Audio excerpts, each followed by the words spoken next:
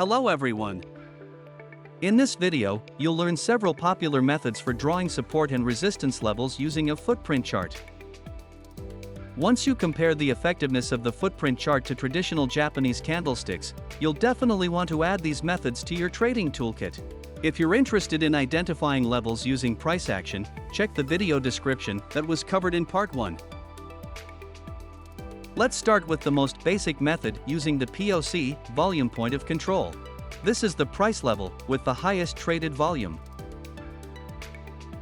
To determine it, you add up the values from the left and right sides of the footprint candle. For those who've already downloaded the platform using the link in the description, let's quickly go over the chart settings.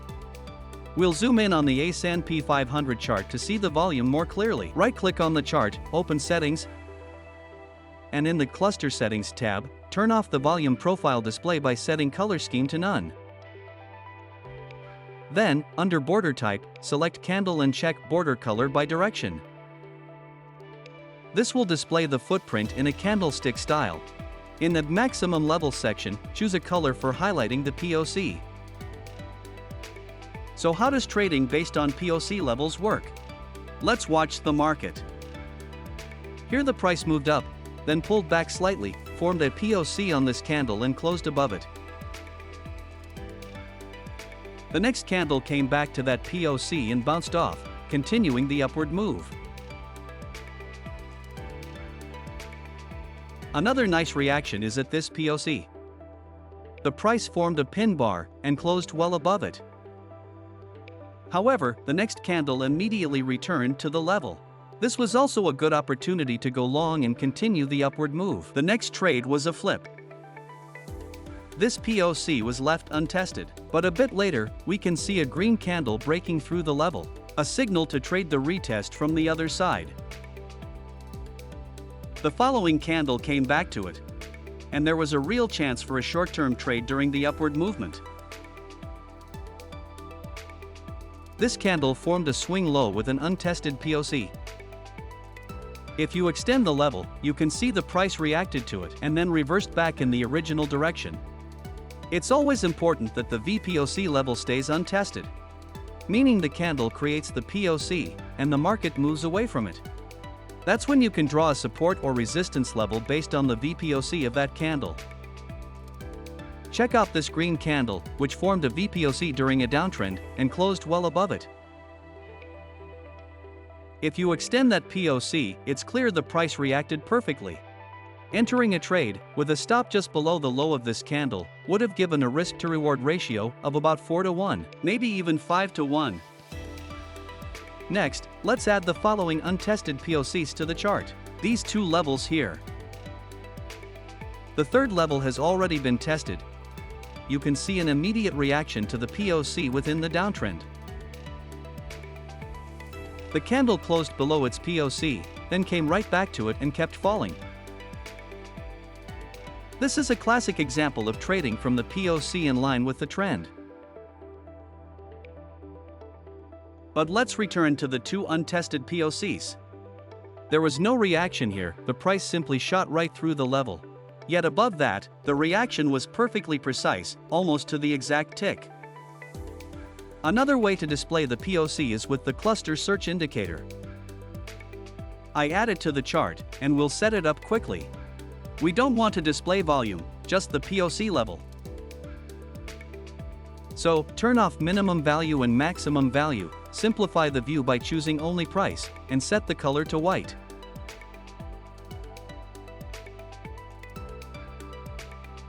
At first glance, this method might not seem to offer any special advantages, but if you zoom out and switch back to the candlestick mode, you'll still see the POC levels.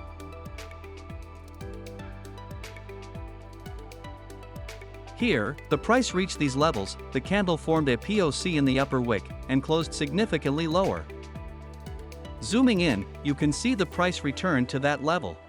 You could have entered a trade with a stop above the high of the candle that formed the swing high, and then a very strong move down followed. If you targeted the nearest fair value gap, this level right here, the trade would have had a great risk-to-reward ratio. The same principle applies to levels based on high volume nodes, HVN, which we've already talked about in the video on trading strategies with volume profile. These are areas with peak volumes, often forming near the POC. But there can be several such zones. First, let's quickly go over how to properly set up high volume nodes display. Switch back to the footprint chart, and in cluster settings, choose volume profile, under mode, and volume proportion, under color scheme. Now the high volume zones are highlighted in blue. By default, the calculation is based on the visible region, meaning ADAS picks the highest volumes among the candles currently visible on the screen, and sets the color intensity for all volume profiles of each candle accordingly. But this method doesn't always work best. You can switch to whole chart to calculate the max volume over the entire chart history, or select custom proportion to set your own value. Right now, we have the S&P 500 chart on a 30-minute time frame. It's important to choose the right value for your instrument and time frame.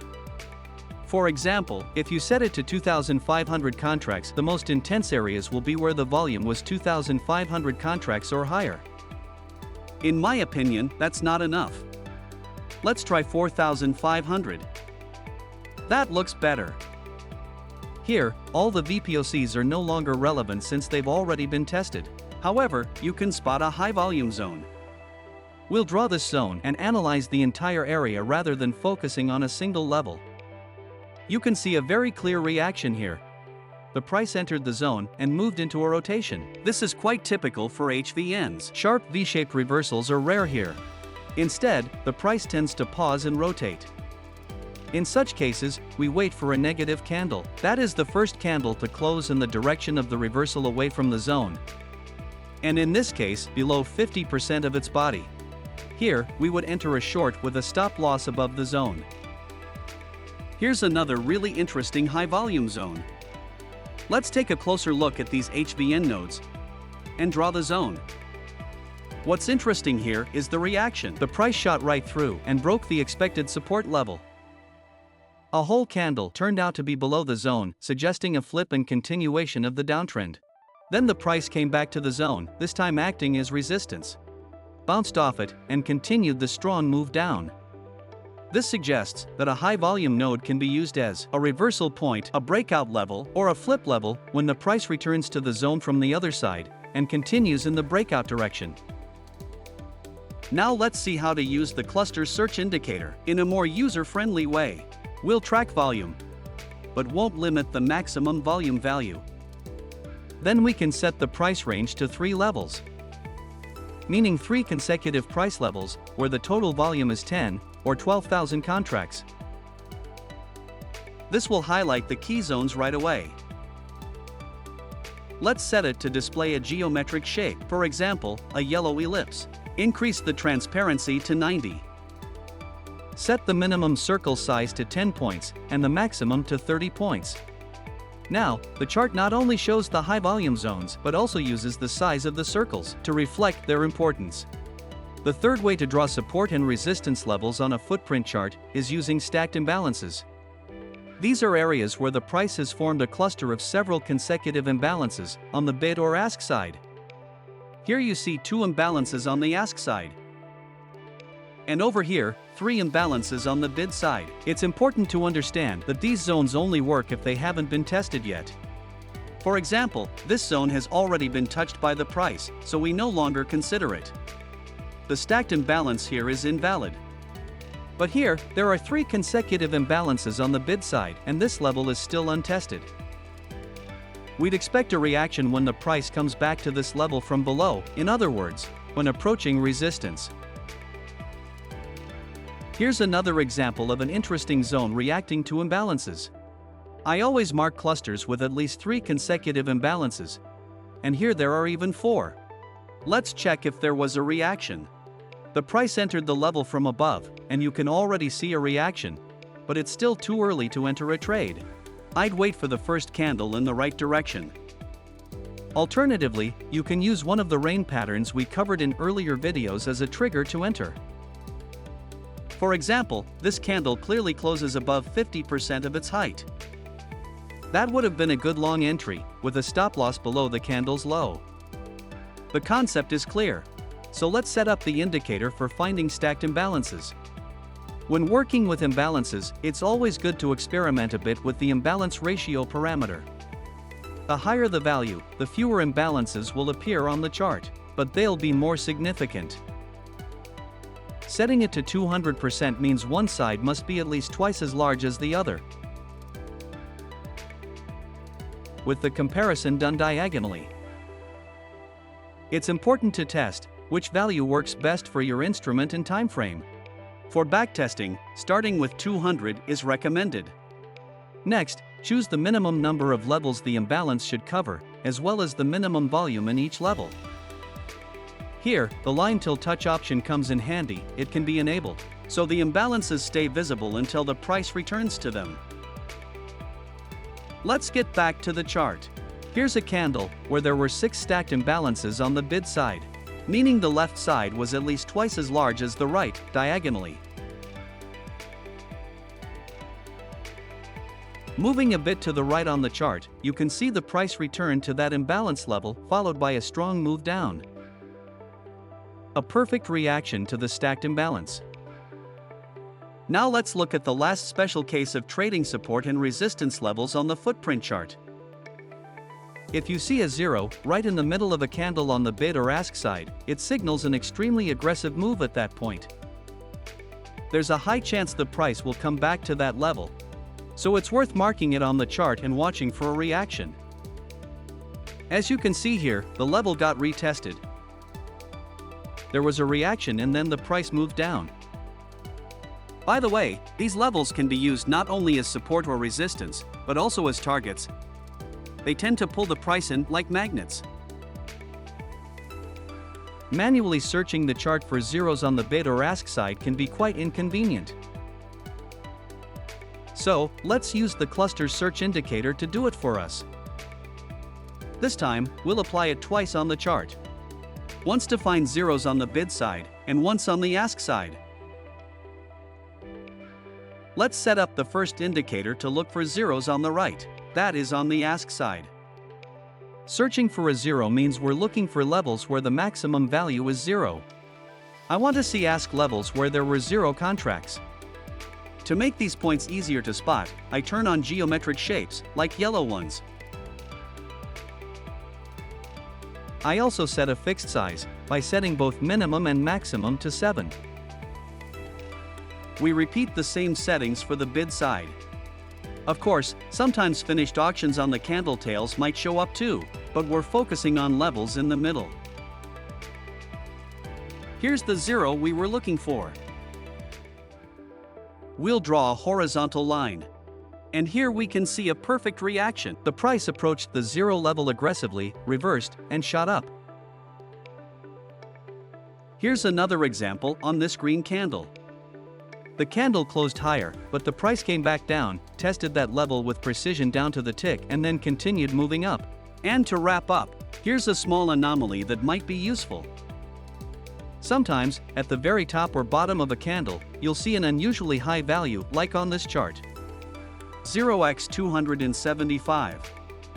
Normally, edge values are single digits or maybe up to 100, but 275 stands out. The market doesn't like leaving such high volume right at the top of the footprint. This could hint at a hidden iceberg order, and there's a good chance the price will return to that level. We don't suggest using these levels as support or resistance, but rather as targets. Watch for any similar extreme values left on the chart. If the candle is from a higher time frame, like an hourly or 4-hour, there's an above-average chance the price will revisit that level. If not the same day, then within the next few days. In this case, manually searching for large values at the very top or bottom of footprint candles would be quite difficult and time-consuming. So once again, we'll use the cluster search indicator. As before, we'll apply it twice, once for the bid side and once for the ask side. First, we'll configure the indicator for the right side, the ask. We're looking for values no lower than 200 contracts. I chose this threshold for the S&P 500 index on a 30-minute chart. Of course, for other instruments, indices, commodities, currency pairs, cryptocurrencies, etc., you'll need to adjust the value accordingly. But for the S&P, we'll start with 200. Here, it's very important to specify exactly where we want to see this value. For the ask side, it should be at the very top of the footprint candle. So in the price location parameter, I selected high. For visualization, we'll highlight these zones with a white rectangle. Now let's set up the bid side. We're looking for values no lower than 200 contracts located at the very bottom of the candle. And just like that, Addis has automatically found all the spots where there were unusually high values. Let's look at an example. Here, the highlighted candle closed, then the price moved down but eventually came back and formed a candle that overlapped the previous high. Here's another example on the chart. The price formed an unusually high value on the footprint chart, then dropped from that level. Let's draw a horizontal line and see if the price comes back to it. Yes, the price returned, and we could have used that level as a target. That's all for today. Thanks for watching, and see you on the Addis platform.